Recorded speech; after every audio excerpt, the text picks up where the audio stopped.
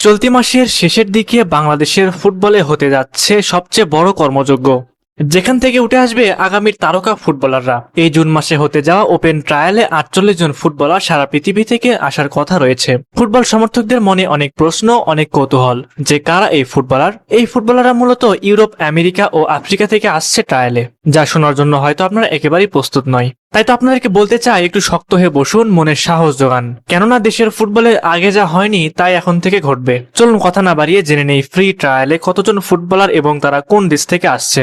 হয়তো সবগুলো ফুটবলারের নাম আমাদের পক্ষে একটি ভিডিওতে বলা সম্ভব নয়। আপনারা যদি চান তাহলে আরেকটি ভিডিওতে আমরা বাকি ফুটবলারদের নাম পরিচয় জানিয়ে দিব। অবশ্যই সে বিষয়ে আপনাদের মতামত কমেন্ট করে জানাবেন। চলতি মাসের শেষে অনুষ্ঠিত হতে যাওয়া ফ্রি ট্রায়ালে 13টি দেশ থেকে সর্বমোট 48 জন ফুটবলার দেশে আসবে।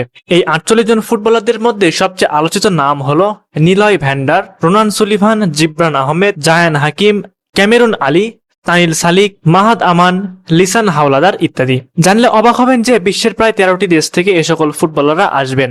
আপনাদের জ্ঞাতার্থে সেই দেশগুলোর নাম বলে রাখি যথাক্রমে: যুক্তরাষ্ট্র, যুক্তরাজ্য, Canada, Belgium, Wales, Sweden, Italy, Malaysia, Spain, Estonia, Ireland, Austria ও অস্ট্রেলিয়া। তাহলে বুঝতে পারছেন এ সকল দেশের ফুটবলাররা তারা কতটা পটেনশিয়াল হতে পারবেন। যদিও আপনাদের হয়তো অনেকের মনে প্রশ্ন থাকতে পারে যে হয়তো খুব একটা ভালো পারফর্মার নন তারা। তাহলে শুনুন, আপনাদের বলে রাখি এই ফুটবলাররা কতটা কার্যকর হবেন দেশের জন্য তা আপনারা আগামী ট্রায়ালের পরই বুঝতে পারবেন। সুতরাং সমালোচনা করার আগে ট্রায়াল পর্যন্ত অপেক্ষা করুন। এই ফুটবলারদের মধ্যে সবচেয়ে আলোচিত নাম হলো জায়ান হাকিম, রোনান সুলিভান ও নিলয় ভ্যান্ডার। এই তিনজন ফুটবলারকে সরাসরি ন্যাশনাল টিমে খেলানোর পরিকল্পনা করছে বাফুফে। বাংলাদেশের নাম্বার 9 পজিশনের তীব্র সংকটের এই মুহূর্তে জায়ানের ইনক্লুশন বেশ পজিটিভ একটা আবহ নিয়ে আসতে পারে জাতীয় দলে। জায়ানের ক্যারিয়ার শুরু হয় ইংল্যান্ডের 4th টায়ার তথা EFL লিগ 2 থেকে। বর্তমানে জায়ান ইংল্যান্ডের 8ম টায়ারে আছেন। তবে 8ম টায়ার হলো তার এবিলিটি, ফিজিক্যালিটি এবং দুর্দান্ত ফিনিশিং বাংলাদেশের প্রেক্ষাপটে যথেষ্ট।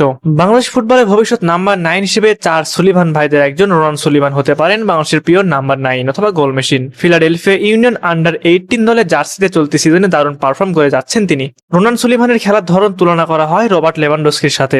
অ্যাডভান্স ফরওয়ার্ড হিসেবে রোনান প্রতিপক্ষের ডিফেন্সিভ লাইনের কাছাকাছি থাকে এবং বিল্ড আপ থেকে বল পেতে বিহাইন্ড দ্য লাইন কিংবা উইং এর দিকে মুভ করেন। এরপরে আসে নিলয় ভ্যান্ডারের নাম। গুঞ্জন রয়েছে কোনো প্রকার ট্রায়াল ছাড়াই জাতীয় দলে খেলবেন নিলয়। তবে এখনই মূল দল নয়, আগামী সেপ্টেম্বরে তাকে রাখা হবে আন্ডার 23 দলের মূল একাদশে। ভালো করলেই মিলবে অক্টোবরের জাতীয় দলের টিকিট। এদের পাশাপাশি আরো অনেক ফুটবলার রয়েছে যারা কিনা বাংলাদেশ দলে যে কোনো সময় ঢুকে যেতে পারে, যেমন তানিল সালিক, জিবরান আহমেদ, ফারহান আলী ওয়াহিদ সহ আরো অনেকে রয়েছেন। সুপ্রিয় দর্শক, আপনাদের কাছে কি মনে হয় বাফুফে তাদের এই কার্যক্রম যদি অব্যাহত রাখতে পারে তাহলে ফিউচারে বাংলাদেশকে এশিয়া কাপ ও বিশ্বকাপে জায়গা করে নিতে পারবে? অবশ্যই এই বিষয়ে আপনাদের মূল্যবান মতামত আমাদের কমেন্ট করে জানাতে ভুলবেন না।